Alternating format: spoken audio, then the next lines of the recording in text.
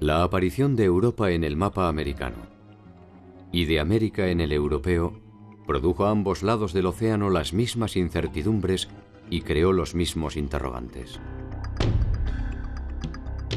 Uno de ellos, quizás el más decisivo, se refiere a la naturaleza del otro. Esta diferencia es el germen de toda conquista, y sobre ella se edificó un mundo lleno de contradicciones que intentó resolver sus tensiones con interminables improvisaciones. Resultó ser que el otro nunca fue el mismo. Naturaleza y cultura, adelantados y atrasados, corregidores e incorregibles, capitanes y decapitados, jesuitas y chamanes, encomenderos y mitallos, idólatras y doctrineros, siervos, caciques, curacas, cabildantes, tributarios, recaudadores, mestizos, mulatos, esclavos. La hora de los héroes había terminado. La derrota militar de los pueblos originarios daba lugar a una contienda más desproporcionada.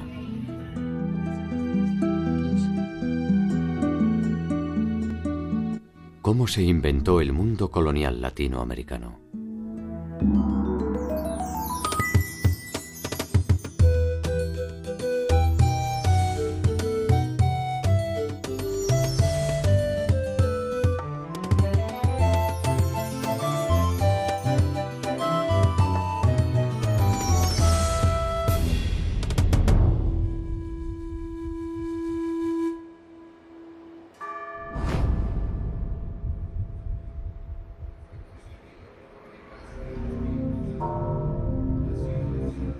El 13 de agosto de 1521, con la caída de Tenochtitlan del Imperio Mexica, se inició la segunda fase de la conquista del territorio latinoamericano. Por primera vez una batalla decisiva pone a los españoles frente a un territorio de vasta complejidad e innumerables posibilidades de lucro. Tenochtitlan, la ciudad flotante que había maravillado a los conquistadores, había quedado en ruinas. Cientos de miles de cadáveres pertenecientes a ambos bandos cubren la superficie de sus calles y canales, impidiendo el paso y propagando la enfermedad.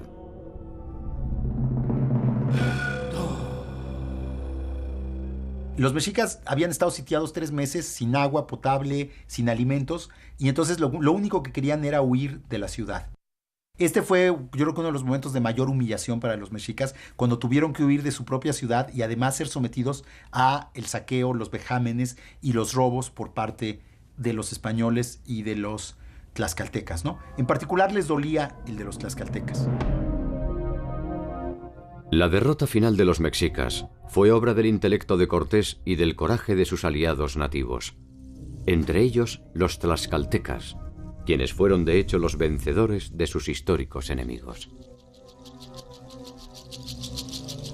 Después de la conquista española, de la derrota de los mexicas, se puede decir que en realidad, pues, la mayoría de los indígenas no se consideraban conquistados, porque de hecho ellos habían sido aliados de los conquistadores, y las estructuras políticas de la mayoría de los pueblos indígenas seguían básicamente intactos. Seguían teniendo los mismos gobernantes, que ahora eran aliados de los españoles, seguían teniendo la misma organización social, seguían funcionando básicamente de la misma manera.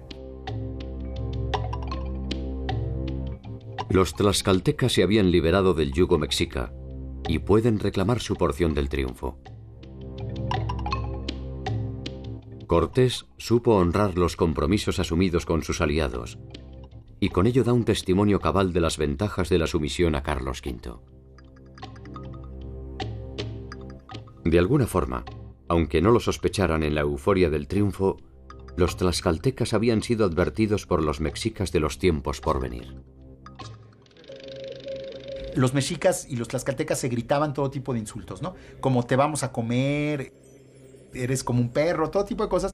Pero uno de los insultos que le gritaban los mexicas a los tlaxcaltecas era que cuando veían que los tlaxcaltecas estaban destruyendo la ciudad, les decían, sí, síganla destruyendo. A nosotros no nos preocupa porque nosotros sabemos que las van a volver a construir. Porque si nosotros ganamos esta guerra, los vamos a hacer construir piedra por piedra la ciudad. y si los españoles ganan, los van a hacer construir la ciudad para ellos. Y eso acabó siendo absolutamente cierto, porque unos años después Cortés decidió establecer la capital española en el lugar donde había estado Mexico Tenochtitlan, es lo que ahora es la Ciudad de México, y justamente fueron los propios indígenas, los aliados de los españoles, fueron los que ayudaron a reconstruir la ciudad, solo que ahora era para beneficio de los nuevos conquistadores. La construcción de una nueva ciudad resultaba una medida de carácter menor frente a la empresa que se avecinaba: gobernar un territorio poblado por más de 12 millones de personas.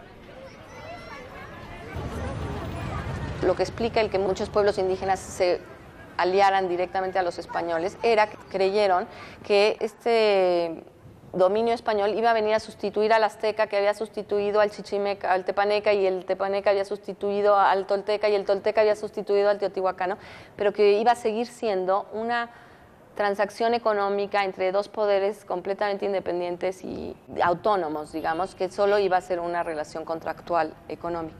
A lo largo de los siguientes 50 años, el poder español lo que intentó fue lograr establecer su autoridad sobre estos pueblos indígenas sin destruir su organización política y social.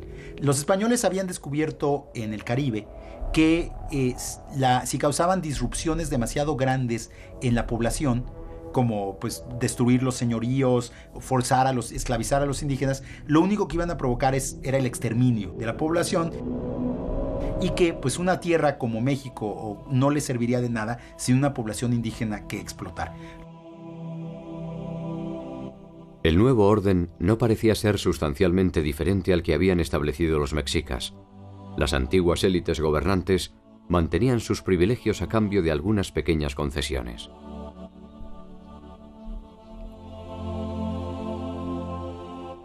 Incluso la nueva religión parecía ofrecer una relación más sosegada que la que había impuesto la última etapa del gobierno mexica con el incremento de sus prácticas sacrificiales.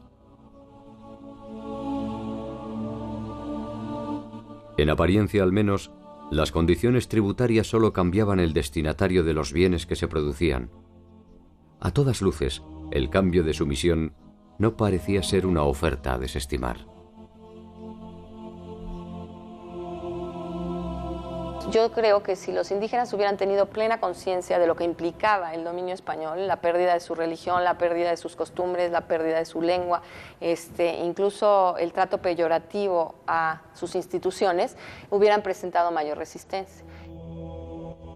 Este dominio se manifiesta mediante la incorporación de los indígenas en calidad de vasallos de Carlos V. A partir de este nuevo estatus jurídico, se establece la obligación de tributar a la corona. De esta manera, los conquistadores recuperan el dinero invertido, reservando un porcentaje para el rey. Bueno, hay que pensar que la conquista de América, si bien se hizo en nombre del rey, en realidad fue fundamentalmente financiada por los propios conquistadores. Entonces, esta actividad, que era casi privada, es una mezcla de lo público y lo privado, muy típico de la época del antiguo régimen, desarrollaba o permitía desarrollar un sistema de dones y contradones.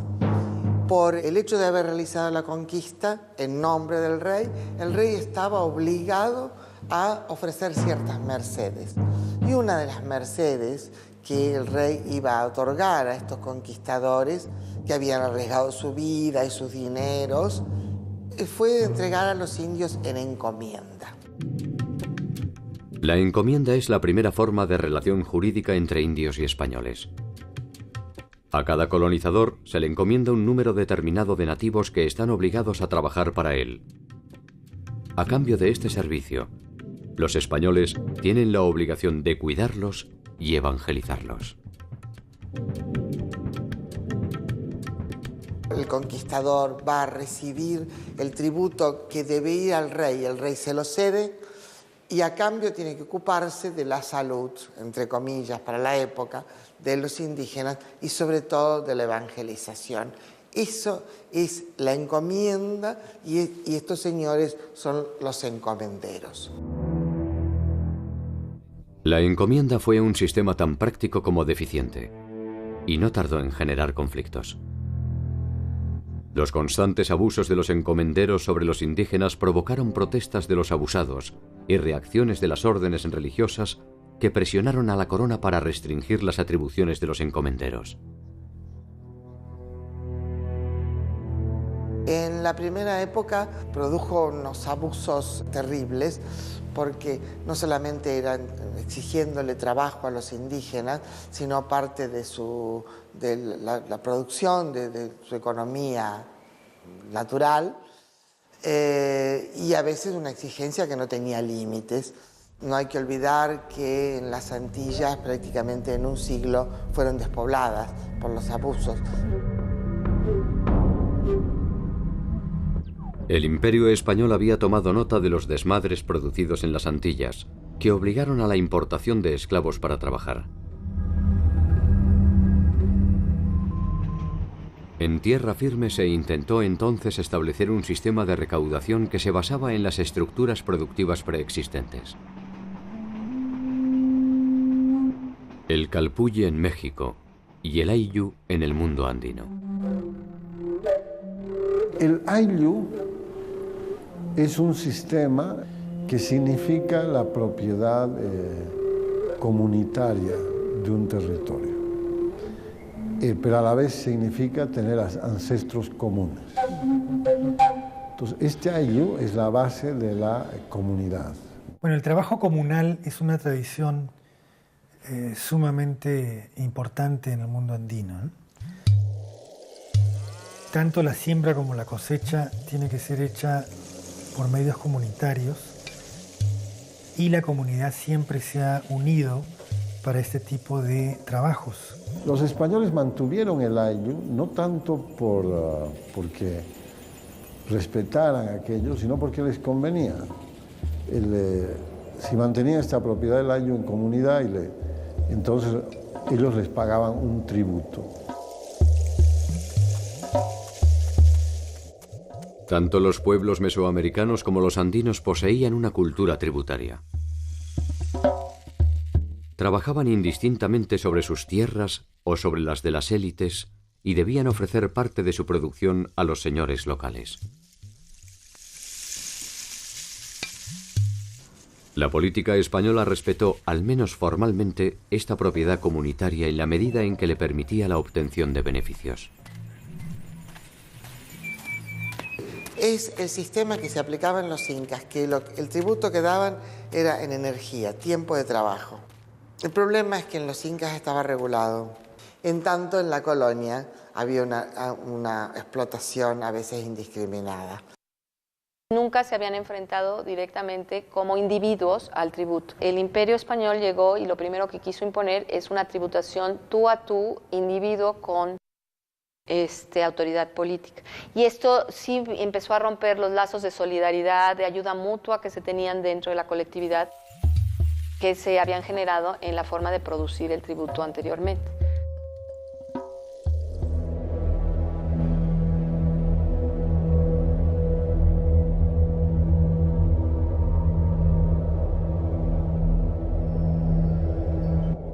El diseño del Nuevo Mundo fue un largo viaje de marchas y contramarchas que, al menos formalmente, buscó siempre establecer una noción de orden.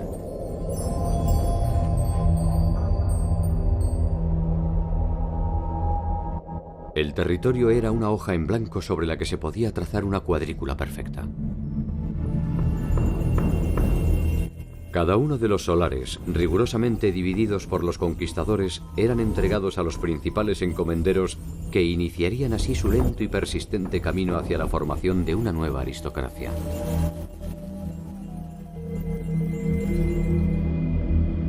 Se hacen dos grandes virreinatos que duran como tales hasta el siglo XVIII, que es el Virreinato de Nueva España, que abarca México, Guatemala, Panamá, y el Virreinato del Perú, que toma prácticamente toda América del Sur. Recién a finales del siglo XVIII, en los últimos tercios, se crea el Virreinato de Nueva Granada, que separa Ecuador, Colombia, Venezuela del Perú y el virreinato del Río de la Plata, que toma todo lo que es la actual Argentina, Uruguay, Paraguay y casi buena parte de Bolivia. Estos vastos territorios exigen una organización adecuada que persigue objetivos variados. Desarticular las costumbres nativas, optimizar la recaudación y concentrar a sus habitantes para evitar rebeliones y resistencias. Finalmente, lo que la corona estableció en la segunda mitad del siglo XVI fueron los llamados pueblos de indios o repúblicas de indios, que eran gobiernos indígenas en los pueblos indígenas que tenían muchos elementos de los gobiernos prehispánicos, pero que los combinaban con los elementos del gobierno español. Los nombres de los cargos, gobernador, alcalde mayor, eran nombres españoles, pero las personas que ejercían esos cargos en muchos casos eran las mismas personas que habían ejercido el poder en tiempos prehispánicos o sus descendientes. La conversión y el control de los pueblos originarios se intenta obtener mediante la República de Indios. Una concentración de indígenas que intenta funcionar como un espejo de la sociedad española, recreando sus mismas instituciones y ofreciendo un espacio en el que la Iglesia podía perseguir, sin contaminación, su utopía cristiana. Pero hay que ponerse en la cabeza de la gente que vivía en esa época, cuya fe es auténtica, matizada de supersticiones, no muy pura teológicamente, todo eso, por cierto, era así, pero de todas maneras hay una fe primitiva, podríamos llamarla, totalmente auténtica. Hay que tener en cuenta que en poco tiempo más, sobre todo después de la conquista, se va a producir la gran contrarreforma, la gran defensa de la Iglesia para defenderse de la reforma luterana. El impulso que toma la Iglesia a partir de esto y el asombro por el hecho de haber encontrado una sociedad y un territorio donde aparentemente la palabra del Señor no había llegado. Y frente a esto, la Iglesia Católica tuvo dos formas de reacción. Una reacción tradicional, conservadora, casi inquisidora, donde se perseguía cualquier tipo de desviación y de idolatría. En cambio, otras órdenes religiosas como los agustinos, franciscanos, jesuitas, pensaron que era imposible acabar con la religiosidad andina, porque se podía acabar con sus templos, pero no se podía derribar el sol ni acabar con la madre tierra.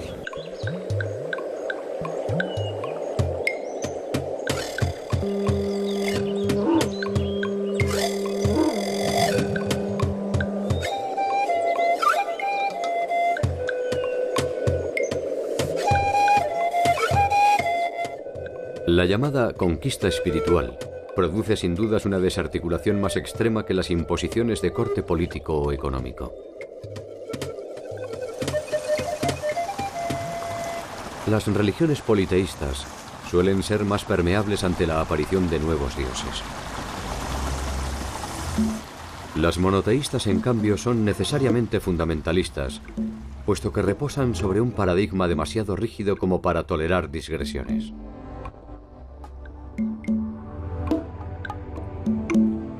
Podría decirse que la ciega voluntad puesta en el proceso de la evangelización responde más a una confirmación de la fe propia que un cuestionamiento de la ajena.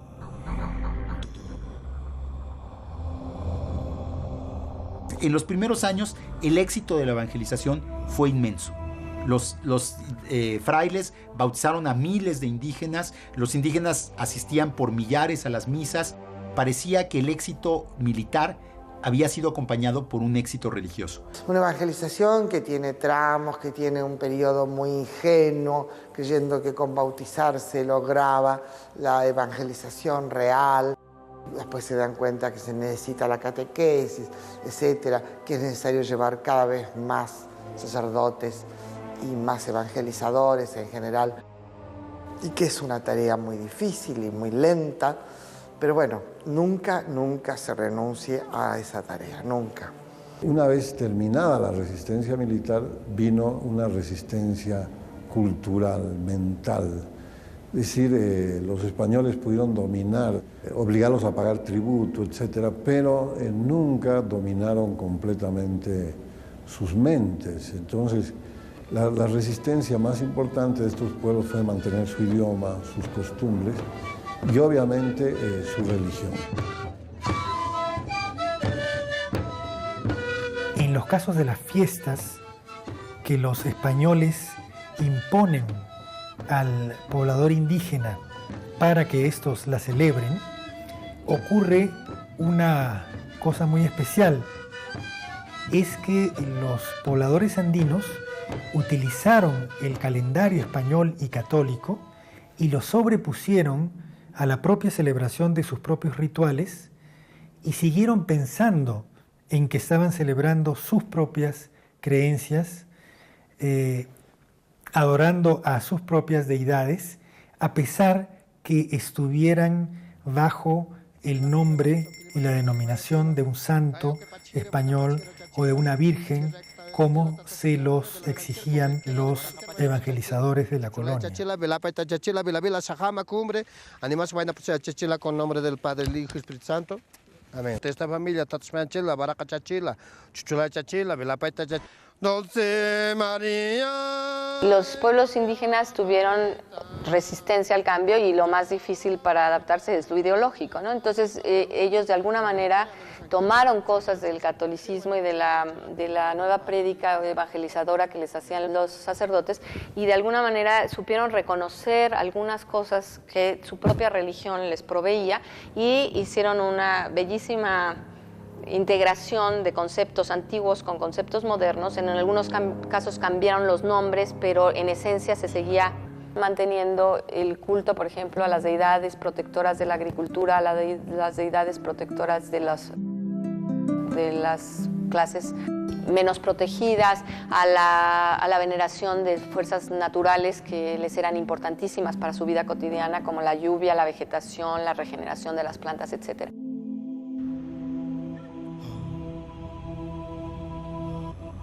Estas continuidades religiosas prehispánicas producen una reacción que dará inicio a un interesante proyecto llevado adelante por una segunda generación de religiosos.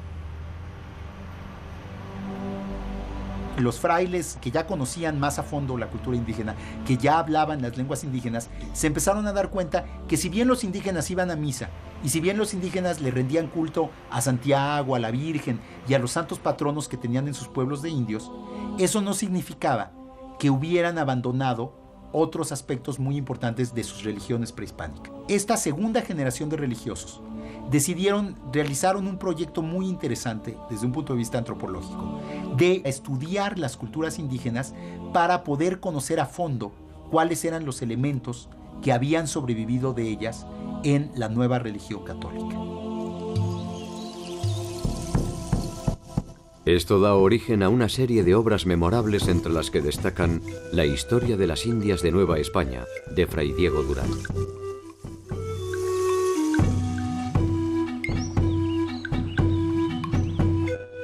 Y La historia general de las cosas de la Nueva España, de Fray Bernardino de Sahagún. Gracias a estas obras es posible conocer gran parte de la cultura, las creencias y las formas de organización de los pueblos originarios. Pero no hay que olvidar nunca que fueron escritas con la intención de eliminar la religión indígena. Es decir, que era un conocer para mejor cristianizar. No era un conocimiento científico desinteresado, era un conocimiento que tenía una agenda muy específica de lograr consolidar la evangelización de los indígenas y de destruir los rastros que quedaban de las religiones prehispánicas. Curiosa lección que suele dar la historia. Los mismos conquistadores que habían destruido la mayor parte de los códices originarios son quienes recopilan minuciosamente cada una de las costumbres de los pueblos conquistados.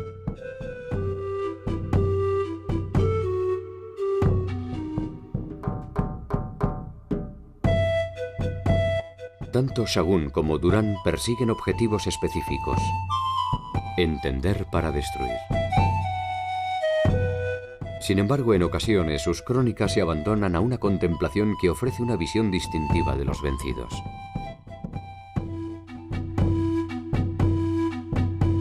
Sus formas de asociación, sus conocimientos, su fina espiritualidad y su particular sensibilidad. En síntesis, aflora la generosa humanidad que les fue negada por el conjunto de los conquistadores.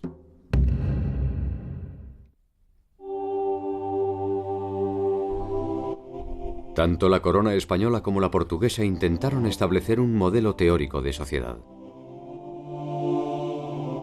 La realidad no tardó en manifestarse sobre esta construcción fanática y, si se quiere, ingenua. Los límites estrictos entre la República de Indios y la de españoles se hicieron difusos. Las intenciones por preservar a los indígenas fracasaron. Las pasiones y ambiciones humanas comenzaron a establecer fugas, pequeñas grietas que la legislación no podía contener. Todo está estructurado en las llamadas dos grandes repúblicas, la República Española y la República de Indios. Todo lo que está en el medio tiene un vacío legal por un lado, pero a su vez la posibilidad de meterse en aquel conjunto de jurídico que más le convenga. En ese medio se produce una fusión entre los grupos sociales que derrumbará la pureza del proyecto original. Un resultado previsible era la unión de un español con una india, que daba origen a un mestizo. Las hijas mestizas son casadas con españoles importantes, con lo cual rápidamente esa gota de sangre queda dando vuelta en el mestizaje biológico, pero se pierde en el mestizaje cultural y sobre todo en la categorización. Pasan a ser categorizados como españoles, ¿no? Es muy interesante ese proceso, cómo se va dando, porque el mestizaje no se detiene nunca. Pero las leyes siempre miran para otro lado. Poco tiempo después, la condición de mestizo resulta insuficiente para clasificar al conjunto de la sociedad.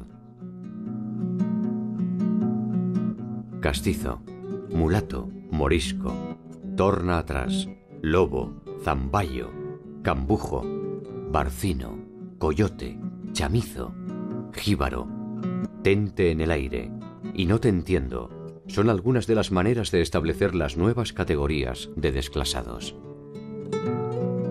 Los mestizos son considerados impuros y tienen mucha dificultad en reconocerlos. La situación del mestizo es muy ambigua. Si es criado en la familia de su madre, normalmente indígena, puede ser considerado indio. Si es criado en la familia del español, de pronto, al tiempo, puede pasar por español. El español nacido en América, que es el criollo, no tiene un estatus especial. Es considerado español, pero de segunda. No hay una legislación separada para españoles americanos o españoles peninsulares. Hay sí una legislación especial para los indígenas, sí, todo el tiempo.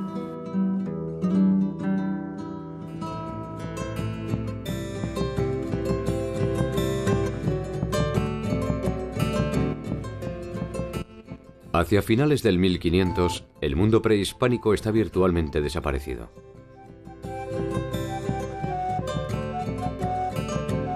Al mundo soñado por españoles y portugueses no le va mejor. No es más que un conglomerado de leyes y resoluciones que intenta disfrazar de armonía las contradicciones que se multiplican.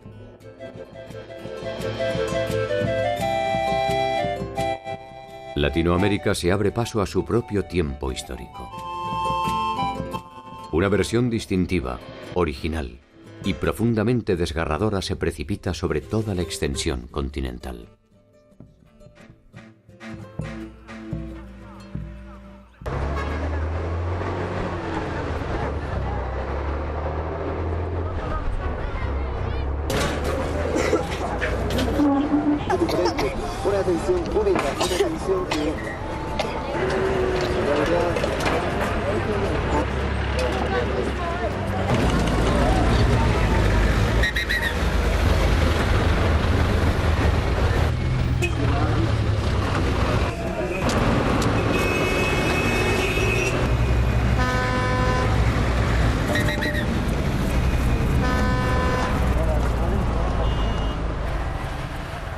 ciudad de Potosí está construida a 4.000 metros de altura sobre el nivel del mar.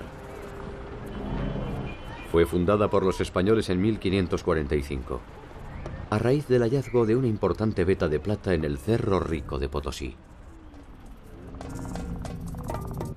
Este cerro fue uno de los principales ingresos de la corona española. La ciudad era entonces algo más que un pequeño campamento, y creció a un ritmo desmesurado exigiendo una compleja organización de recursos humanos y económicos. Estas aguas están viniendo de lo que son las filtraciones cuando llueve, cuando graniza, ¿no?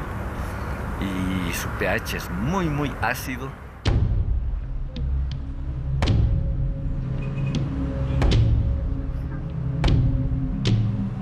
La plata se producía en el Cerro Rico de Potosí, se procesaba en ingenios que estaban situados en la villa.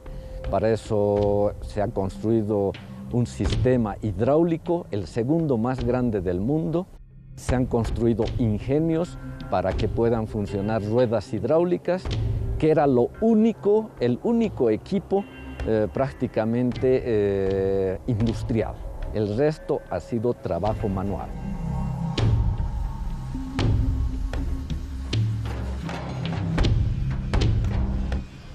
La mina se mantiene activa en la actualidad y si bien los tiempos han cambiado y la tecnología ha optimizado la explotación, una primera mirada se convierte en un viaje al pasado.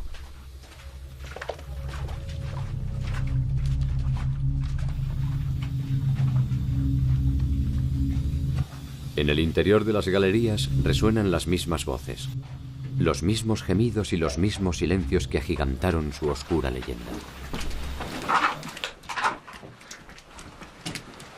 ¿No hay refresquito para mí? Adentro, muñeco, adentro. Chica. Sobreviven los golpes de los barreteros, las picas de los brosiris, los pasos de los apiris.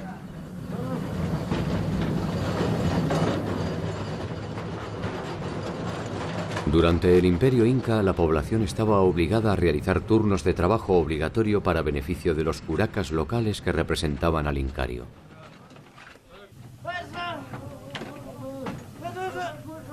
La llegada de los españoles trasladó este servicio a la corona y alimentó las minas de mitayos. La mita es un turno de trabajo que había en la época incaica. O sea, una forma de dar el tributo era o en especie o en turnos de trabajo.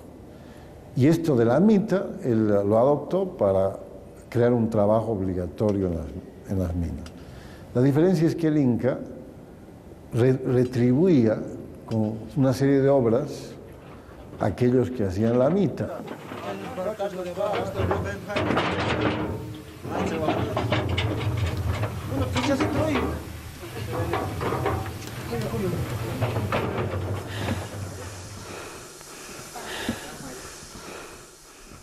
4.500 mitayos trabajaban durante una semana ininterrumpida en el interior de las minas. Al finalizar, tenían 2 semanas de descanso. Durante esas 2 semanas de descanso, esta gente se alquilaba. El mitayo se volvía minga. Y entonces esas semanas de descanso no eran en realidad de descanso. Un minga recibía mucho más dinero que un mitayo. Y de ahí era que más o menos podía tener algún beneficio, que le dé alguna ganancia a su estada en Potosí.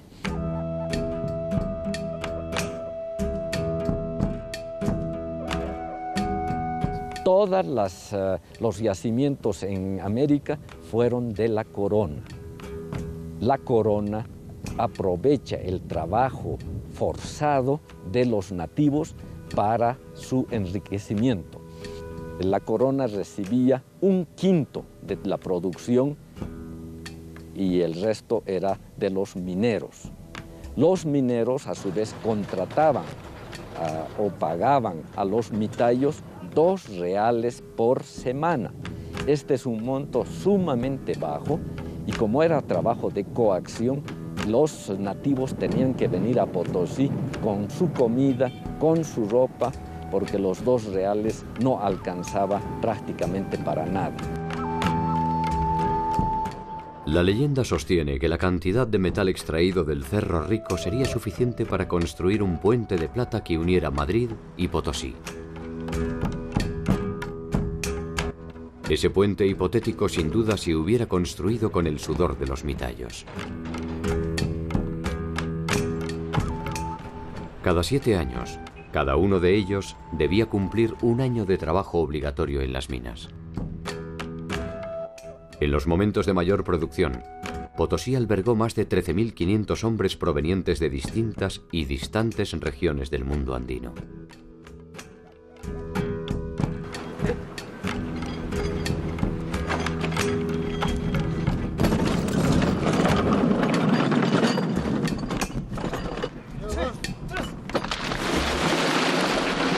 Este cerro ha contribuido con más o menos 40.000 toneladas de plata que han ido a parar a países de afuera. Parte de esa plata obviamente ha servido para fundar o tener una ciudad a estas alturas, a 4.000 metros de altura prácticamente, y que haya sido reconocida por la UNESCO como Patrimonio de la Humanidad.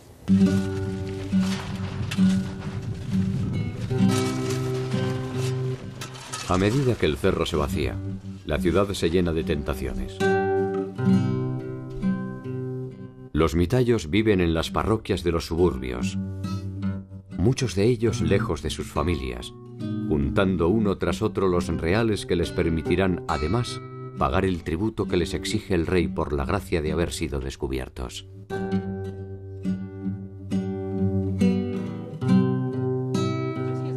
Algunos tendrán la dudosa fortuna de morir por inhalación de plomo o de mercurio. Otros solo podrán derrumbarse en el carnaval de la ciudad.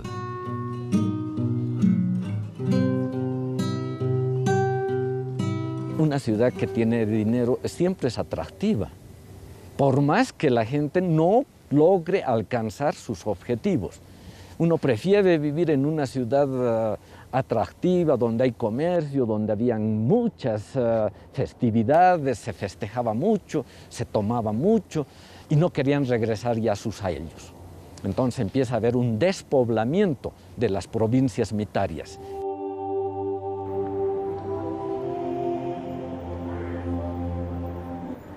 El centro de la ciudad estaba reservado a la población española.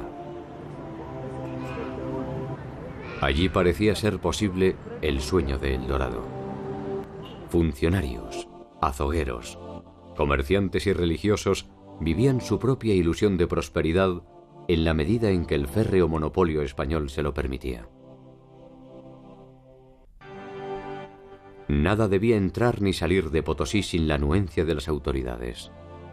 La corona quería controlar que la mayor cantidad de plata salga en forma de barras o de rieles o en forma de moneda acuñada. Hay que tener en cuenta que había solo un puerto de España con el que se podía comerciar, que era al principio Sevilla, después pasó a ser Cádiz. Ni siquiera se podía comerciar con otros puertos españoles. Y estaba todo el sistema de galeones que venían una vez por año, tenían que enviarlos con custodia, con barcos armados por los ataques de los piratas. Esas flotas llegaban o a Veracruz, en México, el Virreinato de Nueva España, o a Portobelo, en Panamá, para el caso de América del Sur. Ahí tenían que atravesar el istmo por tierra, volver a embarcar y otra vez un monopolio, el único puerto habilitado era Lima. El circuito inverso se originaba en Potosí. La plata extraída se trasladaba en caravanas de llamas hasta San Marcos de Arica. Desde Arica se trasladaba al puerto de Lima. En Lima se juntaban con las producciones de otros lugares, también del Perú, y se cargaban a galeones hasta Panamá. Nuevamente, por mulos, caballos o cualquier fuerza animal, se llevaba a Portobello y de Portobello a La Habana, Cuba, donde finalmente se hacía el carguío de la plata mexicana, la plata peruana, la plata potosina. De La Habana salían los galeones 2 veces al año y llevaban la plata hasta Cádiz, de Cádiz a Sevilla, y en Sevilla esperaban los mercaderes, esperaban todos los que cobraban por haber dado el dinero para el trabajo en las minas en América. Comerciar una vez por año era absolutamente complicado, ¿no? Y porque era complicada después la red en la cual había que producir la distribución de mercaderías. De alguna manera vienen muchos más barcos, con permiso, sin permiso, legal o ilegalmente. Hay mucho comercio de contrabando. El contrabando es la manera de sortear la restricción de la corona y también la forma más aceitada de movilidad social. Mulas, tejidos, carnes, esclavos y objetos suntuarios llegan a Potosí provenientes de Brasil y Buenos Aires. De Potosí siempre sale lo mismo: plata para la corona o plata para los dueños de las minas y los funcionarios. Se estima que por lo menos 1/3 de la plata extraída elude el control de la corona y se utiliza para poner en marcha el comercio ilegal. Comienzo del siglo XVII, hubo virreyes en Perú absolutamente entremezclados en contrabando, terriblemente mezclados, usando, por supuesto, firmas que los representaban, ¿no? Las autoridades de Buenos Aires también totalmente mezcladas con el contrabando, a pesar de que eran los que obligados a combatirlo. El tránsito hacia una economía mercantil se produce sin reparar en los caídos.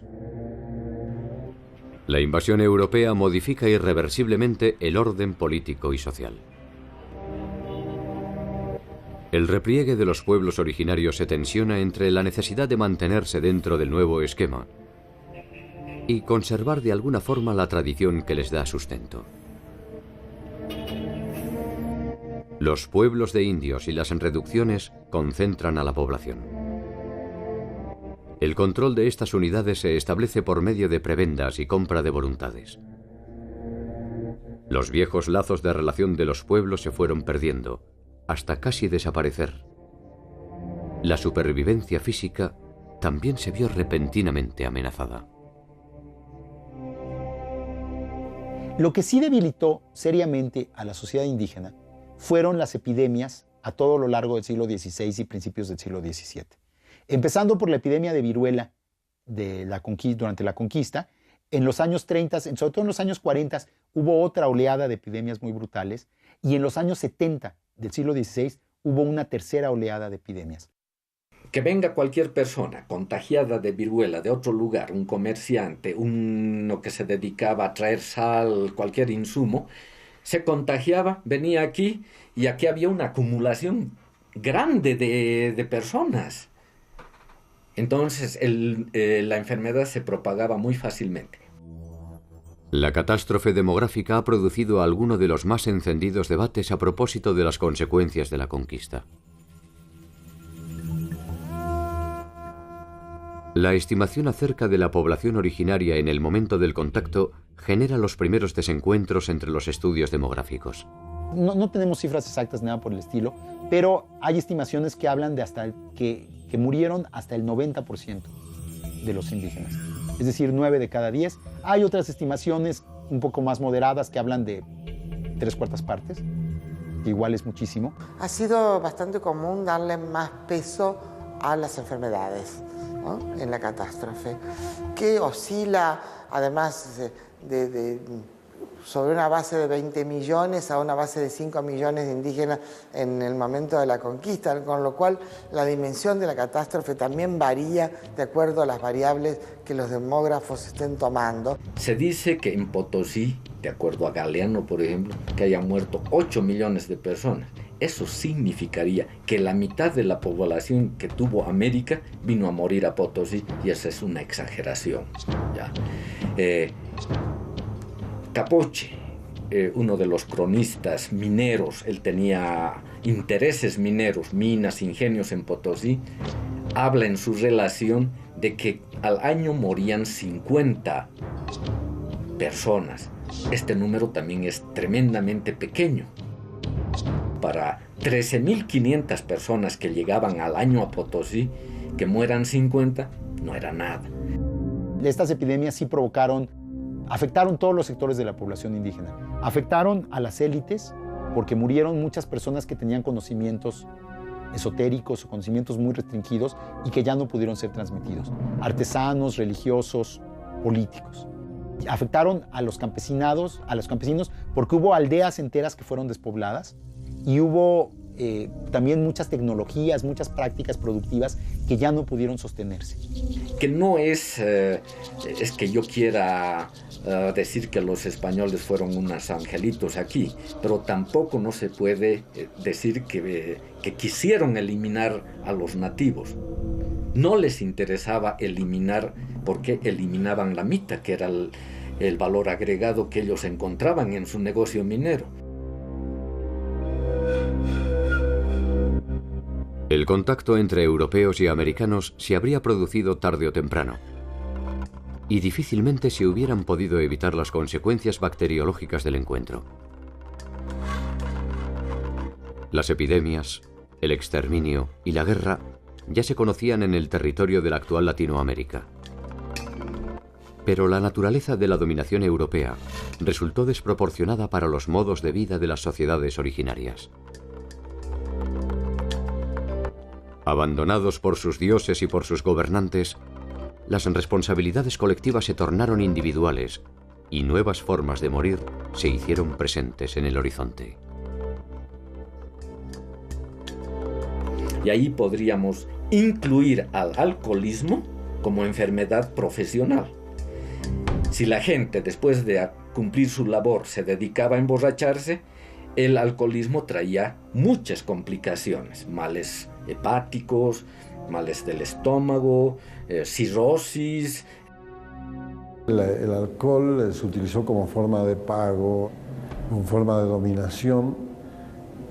Y si bien se sabe que en la época prehispánica se tomaba ya la chicha y otro tipo de bebidas, con la colonia esto se incrementó, ¿no? Igual que la pobreza. Sea cual sea la cifra definitiva, las fuentes confirman que entre el año 1500 y el 1600, el número de habitantes nativos disminuyó a niveles alarmantes, despoblando vastas zonas territoriales de Latinoamérica. Hacia 1780 se registrará una recuperación en los pueblos originarios. Probablemente, dada la magnitud de la catástrofe, estas nuevas generaciones sean ya el producto de un nuevo paradigma cultural que deba tanto al viejo modelo como al nuevo. Lo que sucedió es que a finales del siglo XVI, después de estas grandes oleadas de epidemias, las sociedades indígenas se reconformaron ya en el marco del régimen colonial y construyeron nuevas formas de vida con muchos elementos europeos, pero también con muchos elementos prehispánicos. Y las sociedades indígenas que conocemos hoy son realmente las descendientes de esas sociedades reinventadas del periodo colonial, que tienen una fuerte raíz prehispánica, pero que también tienen muy importantes elementos occidentales. Por ejemplo, ustedes van a poder observar en el mundo aymara actual, hay varios indicadores de esto, ¿no?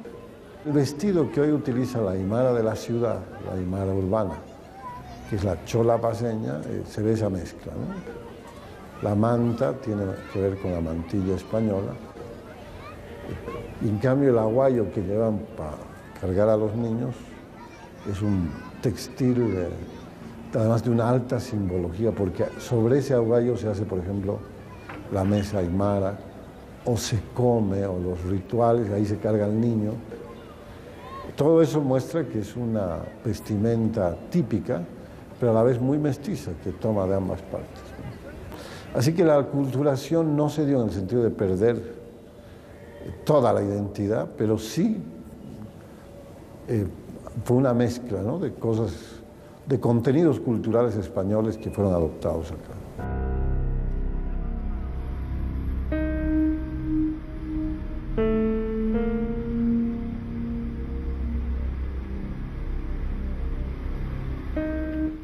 Ninguno de los mundos que se encontraron era perfecto. Y los eufemismos para denominar el evento desnudan necesariamente sus intencionalidades. La sociedad que se proyectó para Latinoamérica encontró finalmente sus propios carriles para procesar las tensiones de la puja de intereses y pasiones. Y la otra desapareció definitivamente. El análisis de los hechos nos enfrenta a una disyuntiva tal vez imposible. Intentar recuperar el mundo originario o aceptar lo que somos hoy en día. Quizás ambos modelos no sean más que una utopía inútil. Quizás solo seamos testigos mudos de un devenir irreversible, que no es más que el saldo resultante entre nuestras voluntades y nuestras omisiones.